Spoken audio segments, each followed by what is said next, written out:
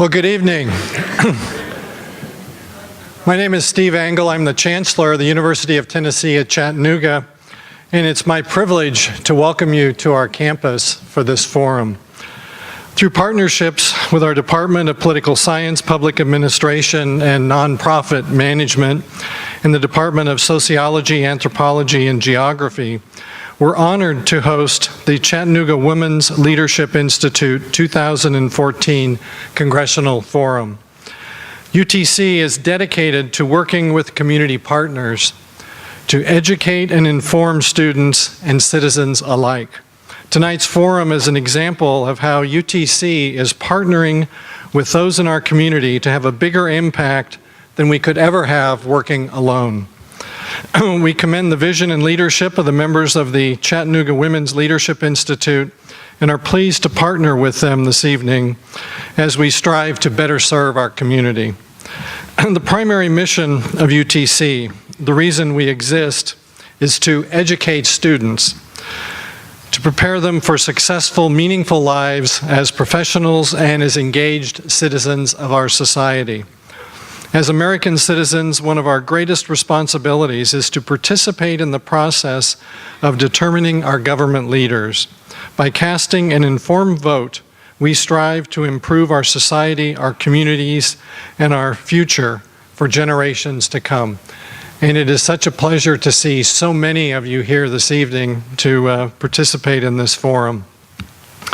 We can offer no greater lesson than to encourage our students to take advantage of their rights as citizens of our country by voting and being active participants in the democratic process. We want our students to become educated, active participants in civic engagement and to learn to share and debate ideas in good faith and civility with people from all political, religious, and philosophical perspectives. To that point, I hope you find tonight's forum informative and helpful.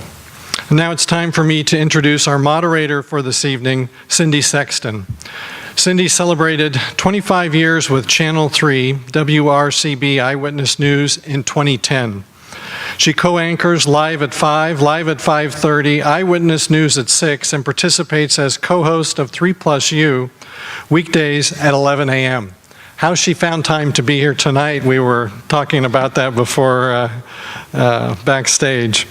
She's been recognized as one of Chattanooga's distinguished women, and the Heart Association named her its Citizen of the Year in 2005.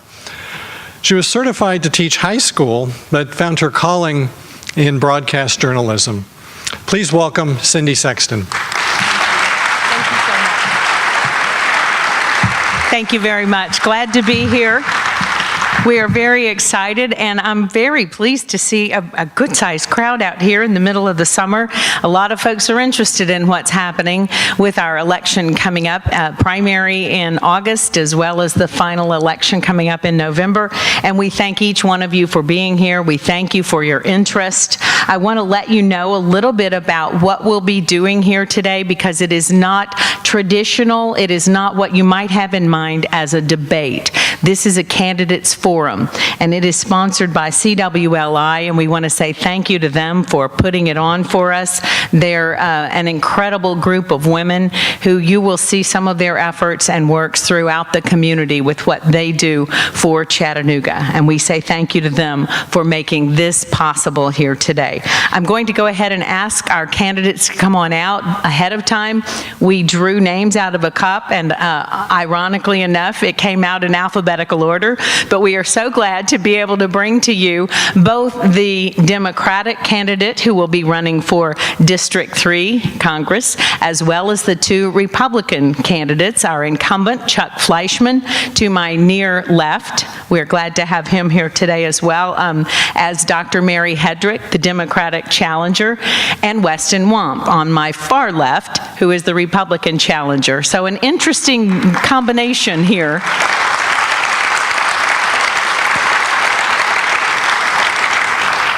we didn't wait until the primary was over to go ahead and get this debate in. So, but it's not a debate, so Dr. Mary Hedrick will not feel like the odd man out or the odd woman out. They're not going to gang up on her as Republicans on the only Democrat up here on the stage. We're going to keep it very civil, but we're also going to have a good opportunity to meet and get to know each one of them. And we know a good reason why you're here is because you want to get to know these candidates, and that's what we've decided. We want to give them the opportunity to do that for us. So as we begin, each candidate gets 3 minutes to make an opening statement, to introduce themselves, state their vision and strategies for accomplishing that vision, and then we will have some questions that have been drawn up for us by the CWLI. So we will get started, but before we do that, I'm going to introduce our timekeeper who's down here near the front.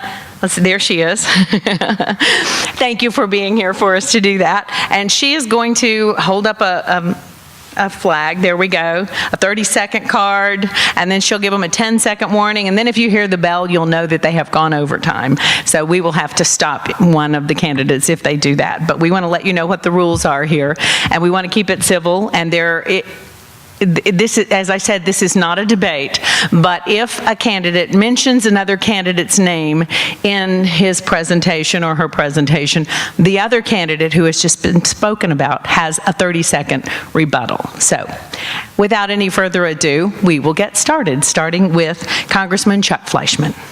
Thank you, Cindy, and welcome everyone, and I want to thank the great University of Tennessee at Chattanooga for sponsoring this forum.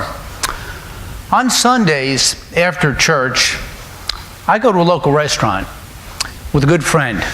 He's a doctor, he's a retired doctor. And we just talk about what went on that week.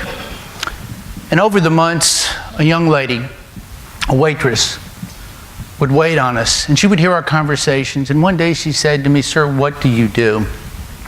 I said, "Well, I'm your congressman." And she said, "Would you take the time to talk to me?" And I said, "Absolutely." I said, "Tell me about your dreams." And she said, "I've got 2 children. I'm a young mother. I don't have a husband, but I have a lot of dreams and I have a lot of ideas. Will you talk to me about my dreams?" And I said, "Yes." This wonderful lady who works so hard and is always so pleasant, and yes, we tip her very well at the end, talks about her dreams. She wants to start a business. It's a business involving chocolate and things like that, and no one would talk to her. And that struck me. I spent time with this lady, and today she's pursuing her dream. My story is similar. I'm the first person who ever got to go to college. And I sat and I thought, my gosh, the American dream, it needs to be there for all of us. It needs to be there for all of us. That's what America's about. That's why our founding fathers stood up to the British Empire and said no with the Declaration of Independence. That's why patriots stood up and fought a long, hard war, and those same founding fathers, most of them gave us the United States Constitution. Now, make no bones about it. I'm a fiscal and social conservative. I ran that way in 2009 and 2010 and won. And I believe my views, I believe, represent the majority views of my 700,000 constituents. Not everyone agrees with me, but everyone knows that I'm honest, I'm hardworking, and I want to make America a little bit better every day. Not just for me and my children, but for your children and for generations to come. There's a lot of things going wrong in America today. The system is broken. But our Republican form of government, we have a republic. Representative government is difficult, ladies and gentlemen, but it's worth fighting for. We're not a monarchy. We have 3 distinct branches, and they all have to perform their functions. Ladies and gentlemen, when I go up there, I work hard every day for you all. There are people on both sides of the aisle who are friends of mine. We don't always agree, but I tell you what, we all love this country. I worked hard to make sure that Erlanger Medical Center was saved and got $30 million a year. I worked hard to reform the lock system. I've done what I said I would do, and I will ask you for your vote and your continued confidence to be your congressman. Thank you, and God bless you. Thank you to UTC and thank you to CWLI for holding this event, having the opportunity to present issues and views and platforms and ideas is so important if we want to have an informed vote, as was mentioned at the beginning. I'm Dr. Mary Hedrick, the Democratic candidate for U.S. Congress. I'm unopposed in the August 7th primary. However, I am asking you to vote in the Democratic primary, not the Republican. The campaign slogan for our campaign is people before politics. And it is my view that if you are at heart a Democrat or an independent who would prefer that I be in Congress, then you should not play politics and try to vote in the other primary, trying to choose the weaker candidate and who would be an easier to defeat opponent. Both of these gentlemen are formidable opponents. It doesn't matter which one I go up against. We're going to have our hands full.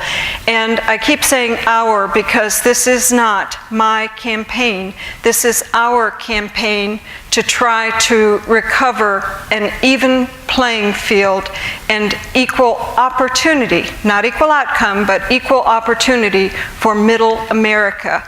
We have seen during the last 40 years a deconstruction of those things that gave us a very strong and powerful and happy middle America. We have seen income inequality spread. We've seen attacks against Medicare, attacks against Social Security, attacks against our public education, and we've seen growing unfairness in our tax system and our justice system. We've also seen a breakdown in the three sectors of our government, executive, legislative, and judicial, as our Supreme Court has decided to legislate from the bench instead of executing just rulings as they should. So there are many reasons that I'm in this campaign with you, and with your help, our grassroots campaign will go out there and defend Medicare against a voucher system that would privatize it, defend our public education against a voucher system or a for-profit charter system that would take away equal opportunity and rather turn our attention to strengthening public education. Additionally, we'll look at the 75-year horizon for Social Security and make that better. So for Middle America, I hope I have the honor of your vote this coming November, but also on August 7th. Thank you.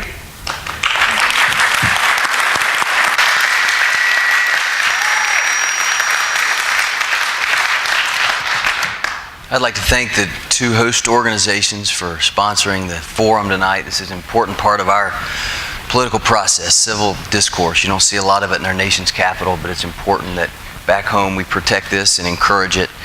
Many of you may have heard over the weekend, even in the crazy throes of a campaign, my wife and I had some news that in our opinion sort of transcends the political.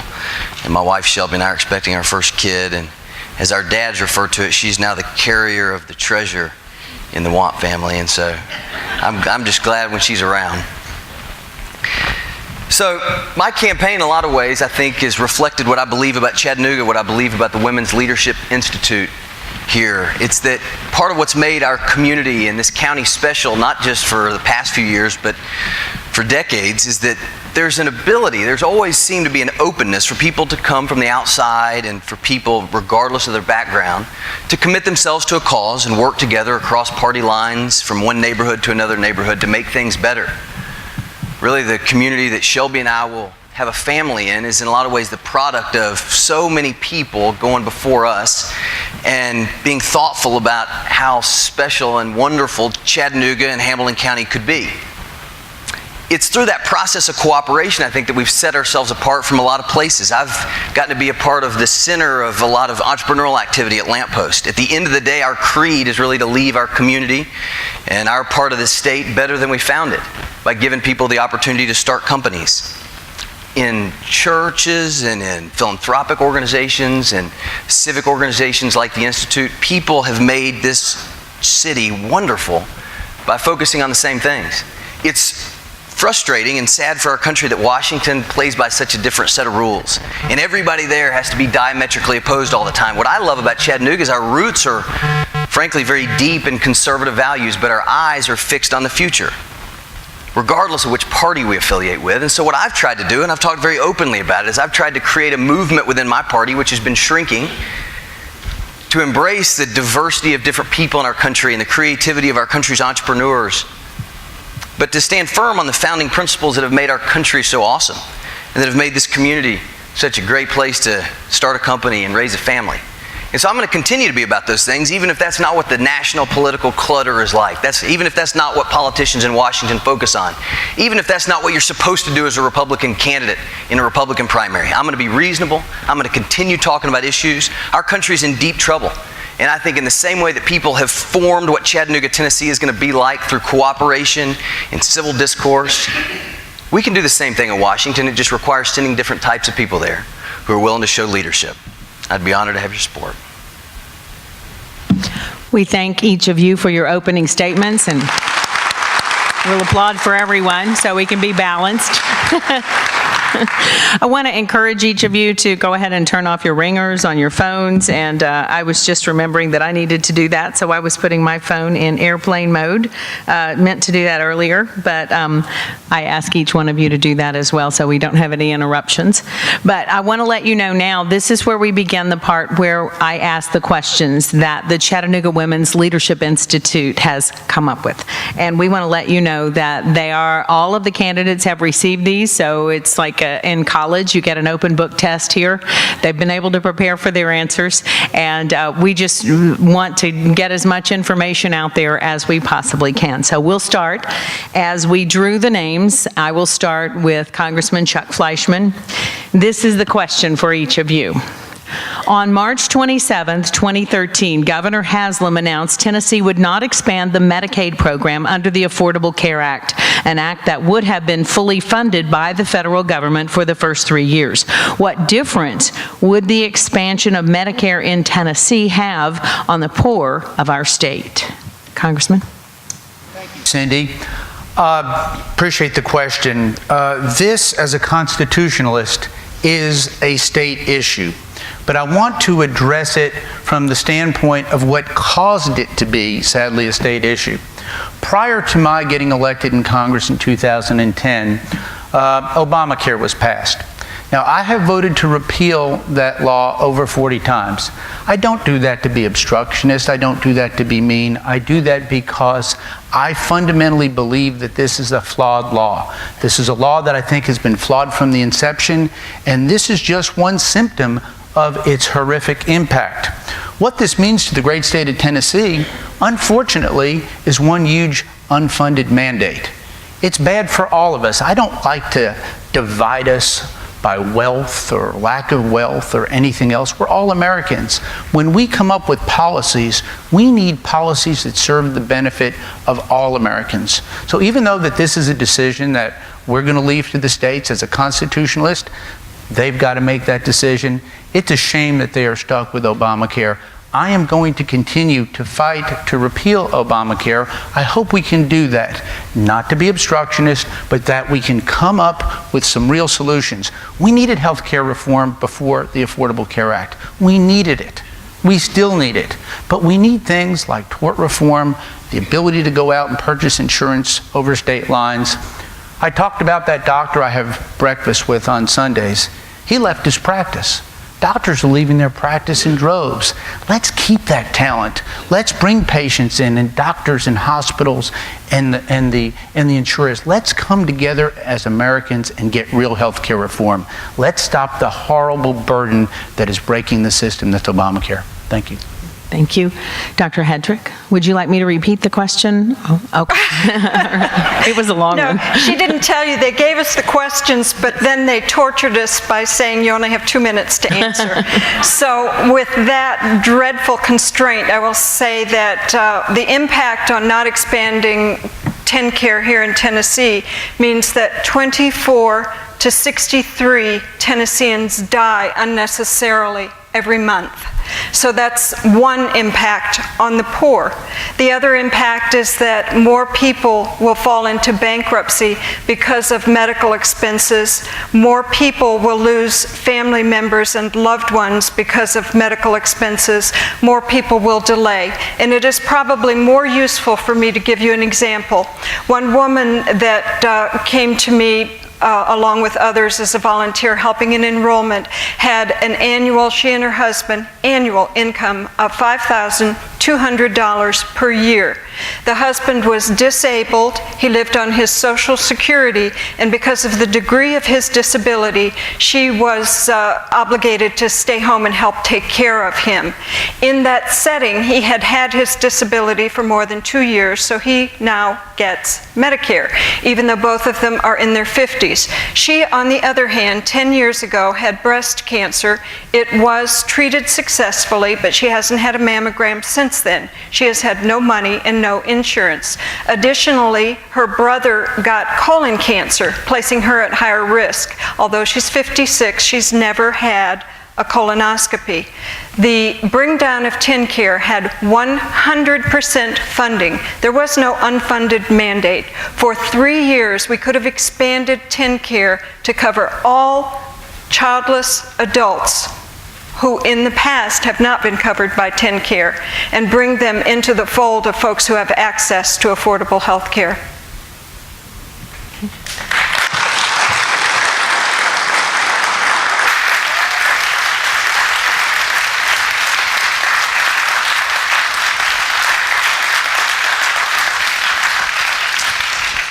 Well, this has been one of the most toughest decisions that our governors had to make for a reason. It's a state issue. It's not an easy decision to make. I think it's part of the reason that he's been thoughtful about it and taken a long time to make a final decision. When you talk about the impact that the expanding Medicaid would have on our state, it's important to remember that even our Democrat governor cut Medicaid rolls into the hundreds of thousands just a few years ago because just like there is at a federal level, TennCare there was rampant fraud and waste within the program, and so I don't think necessarily that expanding it right back to where it was would do us any good, but I don't think it's necessarily our role at a federal level to tell states what to do. I do think, though, it is very much the role of a member of Congress to be about solutions and not just to point the finger at the other party, not just to vote no 40 or 40,000 times, but to be substantive and talk about what we can do, because 10 years ago and 5 years ago and today we have health care problems and we need health care reform. I've talked a lot about, there's a very simple solution. We could put a cap on the value of an insurance policy that a company can give to its employees that's tax-free. Above that cap, it would be considered income tax. It's the only solution that's come from my party, and it came from some real leaders, including Dr. Tom Coburn from Oklahoma. And you use the money, the revenue that is created in that process, to actually give folks who are within 300% of the poverty line the opportunity to go into private markets and buy health insurance. That's a solution. Everything in Washington is not rocket science, even though you're probably led to believe that nothing can happen, and it's so difficult to ever create any type of bipartisan agreement. I don't believe that's true, but it's more difficult when nobody up there is willing to talk about solutions. Thank you.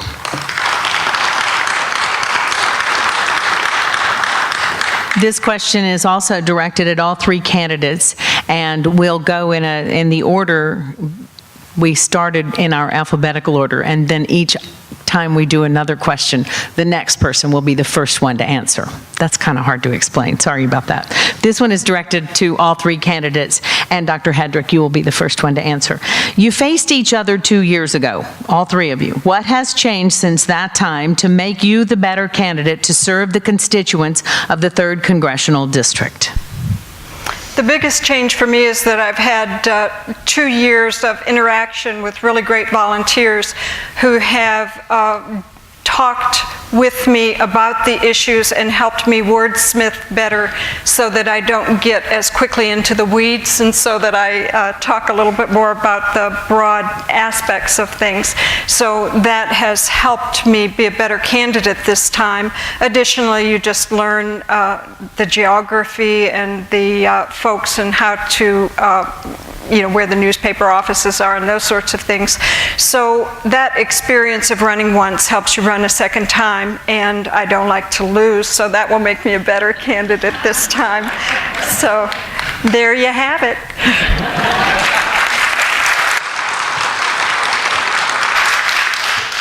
There's no doubt that running and losing is a process that humbles you and you learn a whole lot from it. I really feel like, as far as the question you asked, I don't think a whole lot has changed in our country, and I don't think a whole lot's changed in this district in the last 2 years. And that's one of the reasons that I decided to run again.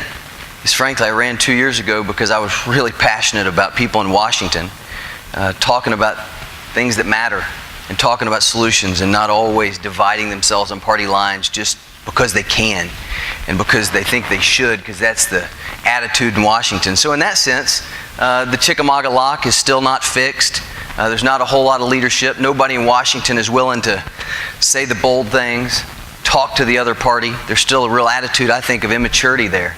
And so if anything, I felt like the important thing for everybody in our country to do is to double down, because the problems aren't going away unless we fix them by sending new folks to Washington who are willing, I think, to be more reasonable and more serious-minded about our country's long-term problems. Right. This next question had a little foreshadowing in his last answer, but this one is directed a little differently to each one of you. Excuse me? I haven't had a chance. That's okay. Thank you. That's okay.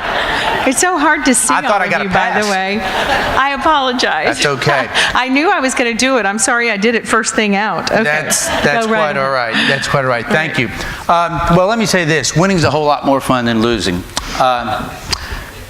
Yeah. I represent 11 counties. Let me tell you all about the job I do every day. My very fine opponents here are great folks, but I do that job, and I've done that job for 4 years. I've had on-the-job training. It's 11 counties in East Tennessee. It runs from here in the south in Chattanooga all the way to the Kentucky line. Our great former Senator and Majority Leader Howard Baker in Scott County, who recently passed, was a constituent. It's a beautiful district. In the south here, we're booming. We have Volkswagen and Wacker, and things are going well. Chattanooga is literally the envy of the world, and we're doing great things. In the middle, we have Oak Ridge, literally the world's premier national laboratory. Y-12, we're building a uranium processing facility. Literally, Oak Ridge is what I would call the Rome of DOE world. Tremendous impact on our economy. 15,000 jobs by some account. Up in the north, we have abundant coal, oil, and natural gas, where mayors talk to me about their snowplow budgets. Doing the job every day and advocating, whether you're at the ball fields or in the boardrooms, you're listening to people. So I'm a better congressman today than when I ran because I've listened and I've learned and I've advocated. 2 years ago, I was on the stage with Mr. Bahala and my other opponent, and I said, gosh, I'm trying hard. I'm trying so hard on Chick Lock and an Erlanger and things like that. It's important to try hard. Today I can come before you and say, yes, we have success. The Chickamauga Lock was the victim of a broken trust fund system federally.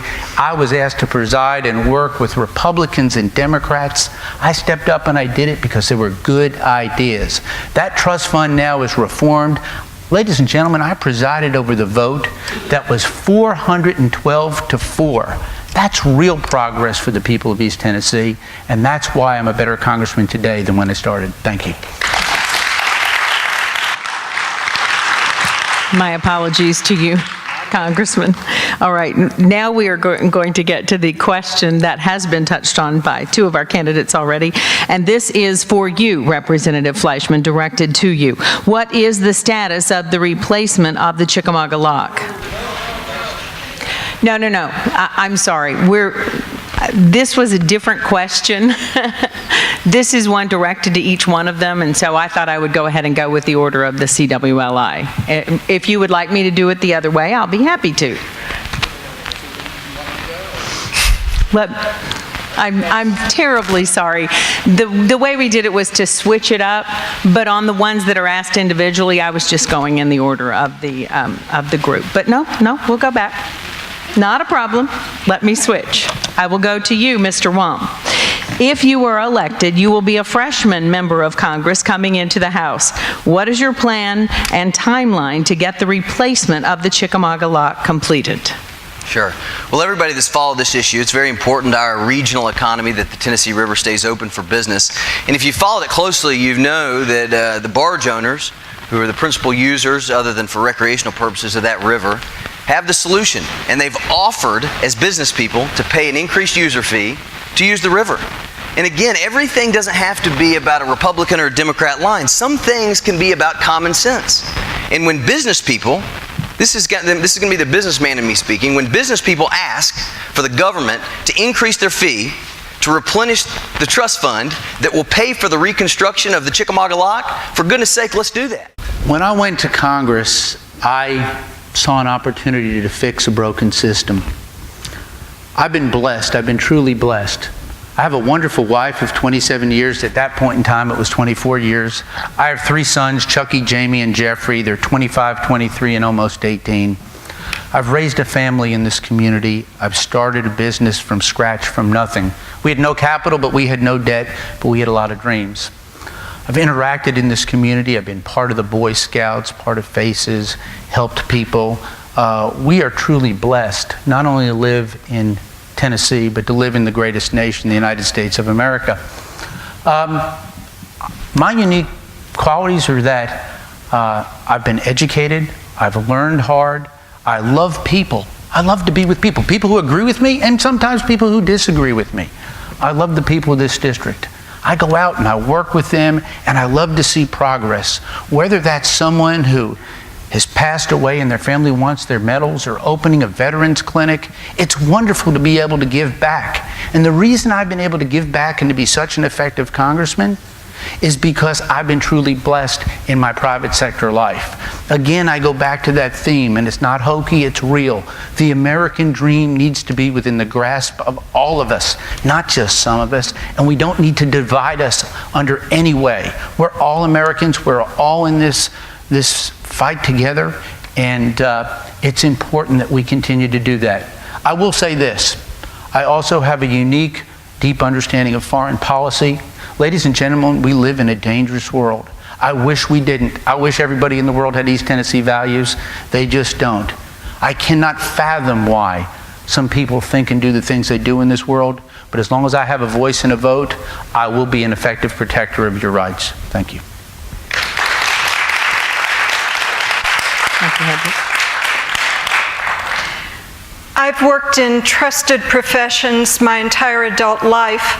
I feel that I bring contact with the constituents of our district that others may not have. I began my career as a school teacher and interacted with the children and the parents. I then went on to be a research assistant at the university level, doing mathematics in the physics department, then went on to be a computer analyst, cleared security, trusted in Oak Ridge for 7.5 years with database management and beginning the communication one computer to another, and worked at all 3 plants in Oak Ridge, ORNL, Y12, and K25. I then went on to a 30-year career as a physician, and I was an emergency room physician, meeting people in all walks of life, all socioeconomic levels, and too often had to write prescriptions that said stop working over 60 hours per week and start getting 7 hours of sleep at least on average through the week. And perhaps your son could help out with those bills by having a newspaper route or some other. So I've had one-on-one contact with the devastating lives and decisions and situations that I think I bring to this. I've told you that I really am a proponent for Middle America. I grew up in an ever stronger Middle America situation, started off in government subsidized housing projects where we didn't always have food 7 days of a week, and went on through public education, through the philanthropy of Harvey Firestone Jr. to go to college. And so I think my life experience is one of the American dream, and I want it for everyone.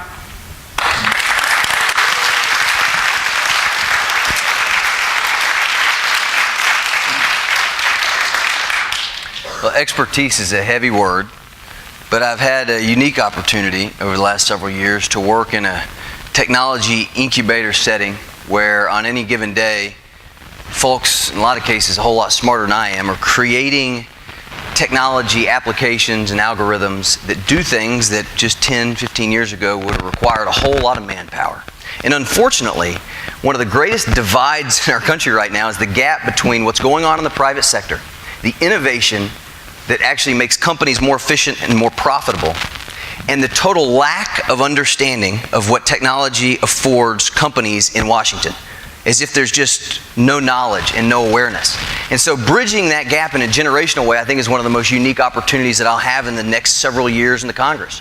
Just this week, I was having an email conversation with Alexis Ohanian, who's the co-founder of a company called Reddit, one of the most prominent technology companies in the world. He's in San Francisco. He's a prominent investor. And he's fascinated by what I'm doing because he's also conservative. He leads the cause on a lot of free internet issues. And he is aware of what's going on in Tennessee's 3rd District because he's excited about having a member of Congress, even if it's just one, who understands that technology can be the great tip of the sword, in my opinion, in causing the federal government at a time of record deficits to actually work better. And it's unfortunate to anybody, I think, who's younger and grew up with an iPhone capable of doing most everything you need. It's very frustrating to see the federal government continue to layer bureaucracy on top of bureaucracy. It just doesn't work well. I've talked to operators of small hospitals who say we've doubled the number of people in the last few years who push papers, and it's making it really difficult for us to stay in business. What's wild about that is that's the exact opposite of how business in our country is working, moving away from paper, away from stacked bureaucracy. And so I look forward to bringing that perspective to Washington.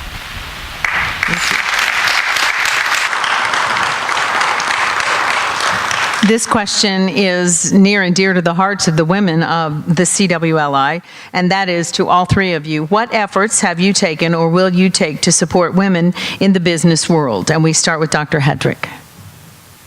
I come from a STEM background, science and mathematics, and was frequently, as a younger female, the only female in the class. And so I hope that women will move away from the stereotype and go into the STEM and call themselves scientists and call themselves mathematicians. And I have encouraged that whenever possible.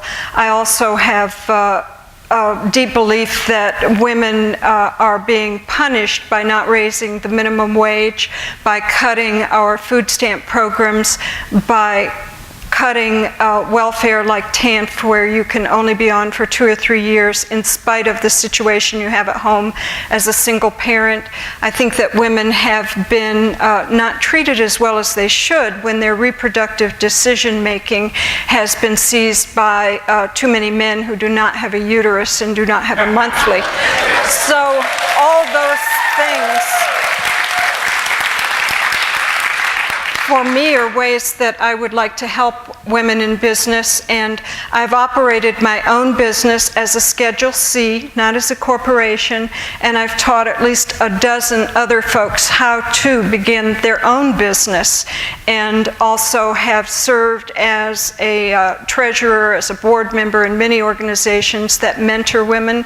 And in that respect, I look at Boy Scouts, and they have the mix of the older boys and the younger boys, and women haven't done that. So I've tried throughout my career to be more involved, both as a recipient of mentoring from other women, as well as CWLI, starting a mentoring program and being involved in one myself. Thank you. Thank you.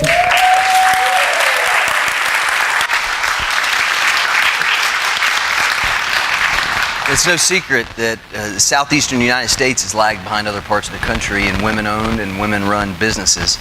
And we're acutely aware of that. And so from the time Lamppost started, we focused on finding opportunities to invest in women who are starting companies. We've been able to do that. We're right on the front lines. The truth is I've found in my life, women a lot of times have a whole lot better ideas, creativity than men do. And so it's been a big part of what we've done at Lamppost to actually specifically put an emphasis on drawing talent to this community and also giving entrepreneurial opportunities to women rather than just looking at that, looking at the investment process is something that should be focused on men. In fact, the Jump Fund, Lamppost is one of the major investors in the Jump Fund, which was started here in Chattanooga, and it's one of the very few investment organizations in our entire country into the millions of dollars of capital that is designed to specifically invest in female-owned and operated companies, and I think we need to continue doing that. I think, frankly, there's a long track record of Chattanooga leading the way in the southeastern United States, and one of the areas, and you look all across our community, people like Kim White and Sheila Boynton and Sarah Morgan, there are so many talented women who lead this community. This is one of the places where traditionally not enough companies have been run by women, but that's changing, and I think we ought to lead the way.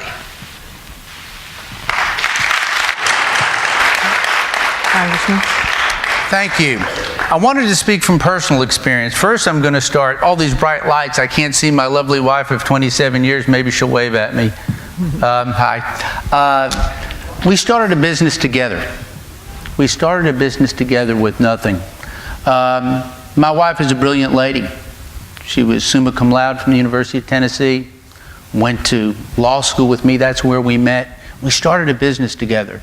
So I listened and learned from her and took her perspective, and we built a beautiful business. I want to thank the CWLI for doing this. By being here, we're advocating for women.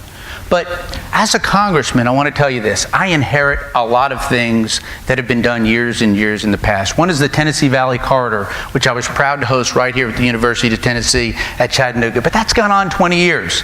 So when I went to Congress, I said I wanted to help women entrepreneurs. And I said, let's do something new.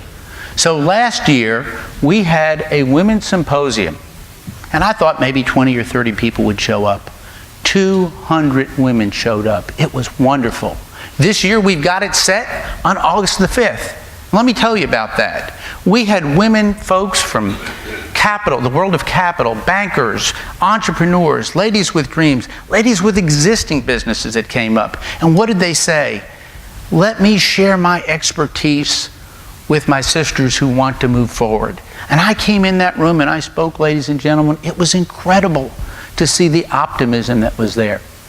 More importantly, with my legislative abilities, when we have federal contracts, I make sure the $3 to $4 billion that goes into Oak Ridge every year as a federal investment, I fight every day to make sure that women contractors have a chance, that minority contractors have a chance, that veteran contractors have a chance, because we all want a seat at that special table.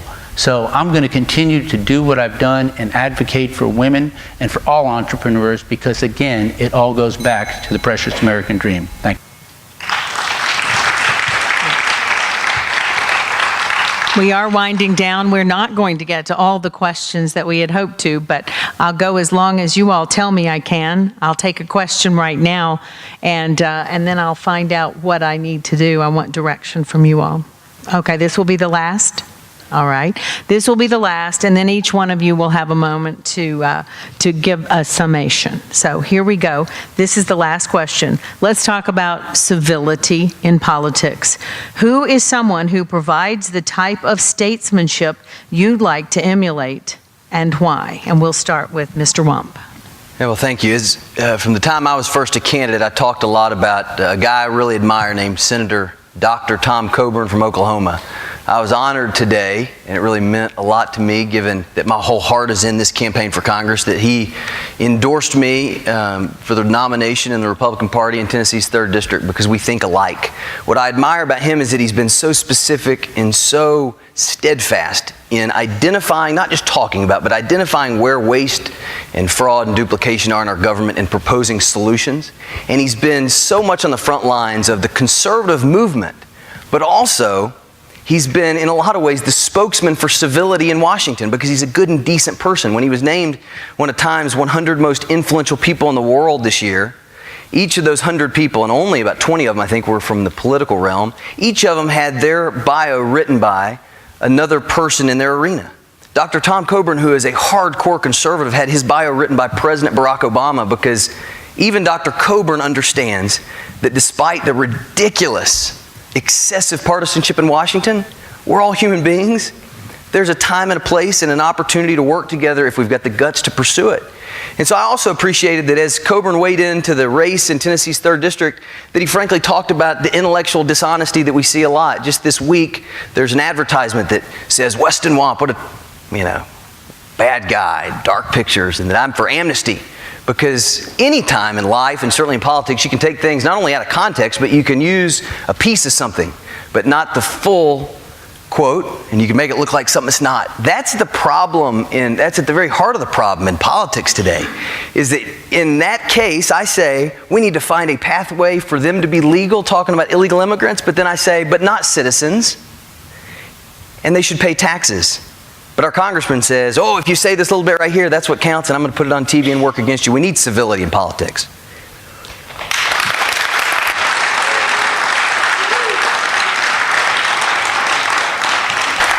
Congressman. Thank you. As you all know, I am the congressman, and I've been the congressman now almost 4 years. I work every day to make sure that I make the people of this district proud. Not everyone agrees with me in Congress, but I'm going to point out 2 examples. When I was a young man, I met Ronald Reagan. Ronald Reagan was a wonderful man. He was a wonderful president. And he took this country as a conservative forward, but he listened to people and got along with people who didn't disagree with him. Senator Howard Baker. I used to go up and visit Senator Baker. And Senator Baker always used to tell me I was such a good congressman. And I said, Senator, tell me why. Tell me why. He said, you really want to know why? Because you're just the right size. I'll take it. Senator got serious with me about a year ago. And he said, let me tell you why you're a good congressman. He said, I never understood the House of Representatives. I always served in the Senate. But he told me something I didn't know. His daddy had been the congressman in the district that I represent now. And he said, I will hold you to that standard. And he said, you are always so nice to people. You always reach out. You'll meet with people you disagree with. You'll meet with people you agree with. You act like a gentleman. And that meant so much to me. And I do that. Ladies and gentlemen, don't give up on America. Don't give up on our system of government. When we debate, when we squabble, when we argue, that is not necessarily a lack of civility. That is the American spirit coming out. I know that people in Massachusetts don't think the same way we do on issues in East Tennessee. And that's okay.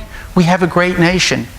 I preside many times over those debates as special speaker, what we call Speaker Pro Tem. And as long as I am your representative, and I've been your representative, I will continue to be that civil gentleman that represents the great 3rd District of Tennessee. Thank you.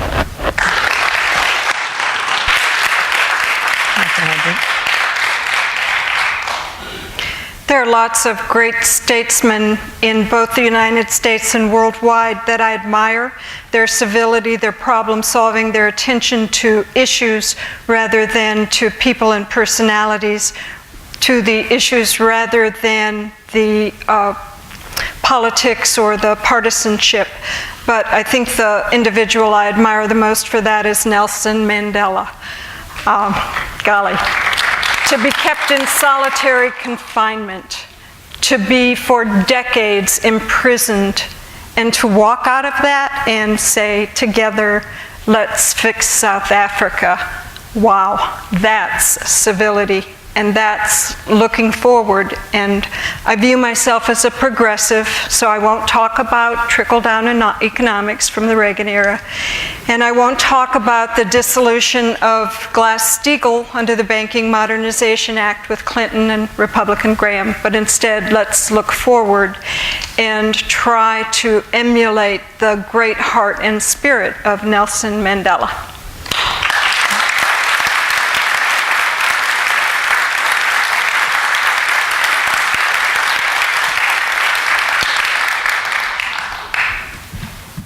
As we wind down, it's time now to complete, or have you had your, yes, you have. All right, we've gotten all 3 up there. Okay, I was waiting for the shouting. Okay. We want to give each of the candidates one more opportunity to have a 2-minute summation. So we'll start with Congressman Fleischman. How many minutes? 2 minutes. 2 minutes. thank you. Ladies and gentlemen, thank you so much. I want to thank Cindy for moderating tonight, UTC for sponsoring this. You sent me to do a job 4 years ago in Congress. I went out and I made certain commitments. I said I was a fiscal and social conservative. What that means is I believe in limited government on the economic side, let the people keep more of their money, do away with the estate tax, get rid of unnecessarily government regulations and the like. On the social side, yes, I believe all life is sacred at conception, male and female, and as long as I have a vote and a voice, I'm going to vote that way. Now, I know some folks don't feel that way, and that's okay, but that's how I feel and that's how I campaign. I believe in the Second Amendment. But most of all, ladies and gentlemen, I believe in the United States Constitution and the American dream. That lady I talked about, that waitress, she has dreams. You all have dreams. Your children and grandchildren have dreams. And I'm an optimist. Let me tell you, I fervently believe that our greatest days are ahead of us. No doubt about it. Go to school. When you see second graders stand up and pledge our flag, go and ask a veteran if they'd fight again for this great country. Don't give up on America. We are the greatest nation that ever has been. I'm sorry to get emotional, but I will say this. As long as I have a voice and a vote, I will continue to work hard for you all. Some may snicker, but please, it was not cynics and pessimists and negative people that made America great. It was good, honest, hardworking people, just like the great people I represent. Thank you.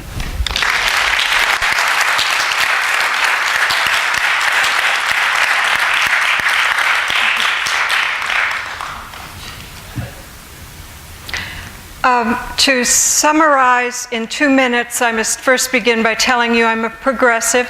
I'm not a conservative. I am not a liberal. I am progressive. I want to look to the future. And as someone who comes from a STEM background, I can tell you that we must have good public education, not cram down, everybody fits in the same box, ignore the teachers and treat them badly, public education.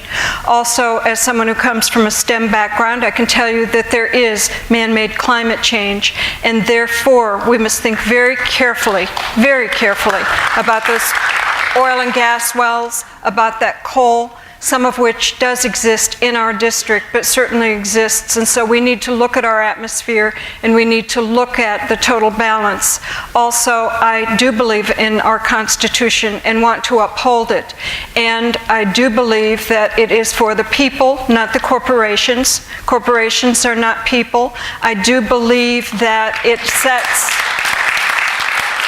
a constitutional minimum, but that we are allowed to do more. We are allowed to use our government to come together and do things we can do as a group, such as interstate highway system, such as rules of the road for health insurance so that we have the seat belts, like no exclusion for pre-existing illness, no jacking the rates, no canceling the policy just because you get sick.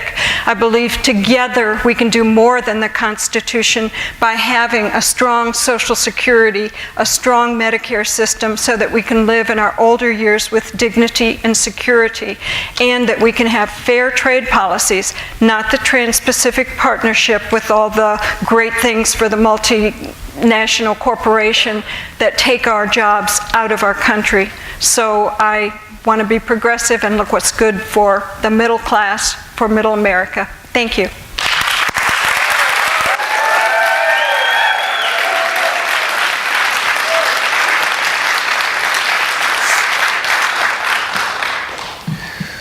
So early voting's underway, and in the next 2.5 weeks, people in this community and across the 3rd District will determine who represents the Republican Party in this congressional race in November. I would submit to you that there's a big difference in the two candidates. We may agree on a lot of issues, but our approach and our attitude toward this job and toward our country are completely different.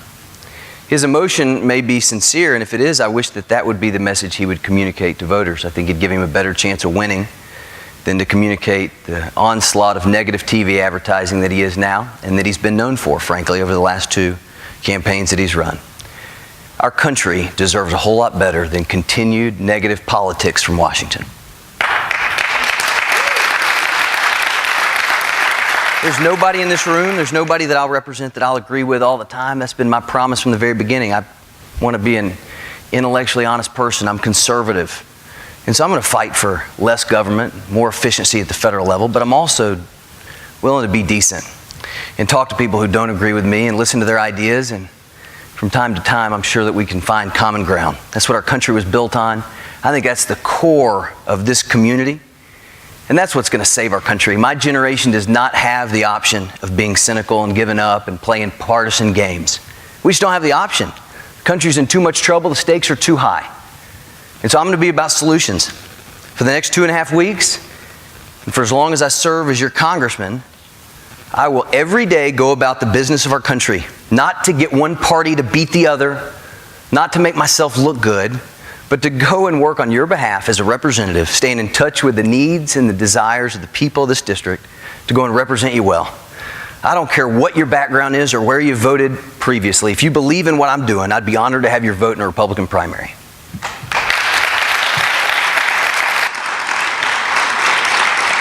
As we wrap up, I'd like to commend each one of you for staying within the time guidelines and following the format that we have come up with today.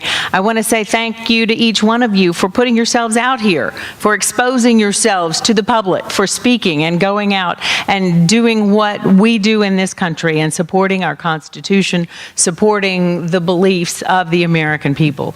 And we thank you for that. And as being a person who believes in the First Amendment, I believe in what you all are doing, and I say thank you to each one of you. It's been my honor to be a part of this, and thanks for keeping me straight here. Are you the ones who throw shoes at the TV when we get it wrong? We just can't hear you or see you when we do that. But it's nice to have feedback right here. Thank you. Edna Varner is coming up. She is president of CWLI. She has some closing remarks, and thanks to each one of you. Thank you. I enjoyed it. Thank you. Thank you. That is no easy job. Thank you. I have the easy job tonight. I get to thank all of you for being here. I want to start by thanking our Women Impacting Policy Committee for their hard work in pulling this together in partnership with a great team, UTC. Want to specifically thank the Department of Political Science, Public Administration, and Nonprofit Management, also the Department of Sociology, Anthropology, and Geography. Thanks to Chancellor Angle, who is doing a great job of making sure that UTC is a partner in this community. I especially want to thank all of you, and I agree, for putting yourself out there on our behalf. Really appreciate that. I think it's so great to live in a country where the people rule. We rule with our vote, and we become informed voters when we have you come and talk to us and help us make the right decisions.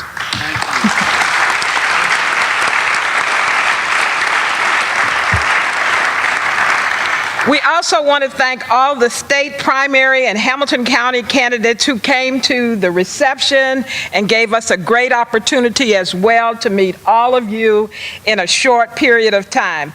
Again, thank you, Cindy, for that really great work. I know how it is. I tried to do that once. You know, make sure you're fair, going in alphabetical order. You did a great job. We love you. I want to thank our timer, Frances Hammond Pruitt, and her assistant, Shark Girl Miley. We want to remind you that early voting has already started. Your vote matters. So if you haven't already voted, vote during early voting. It goes on until August 2nd, or you can vote on Election Day, which is August 7th. Thank you, thanks to all of you for being here tonight and making this such a wonderful program. We're adjourned.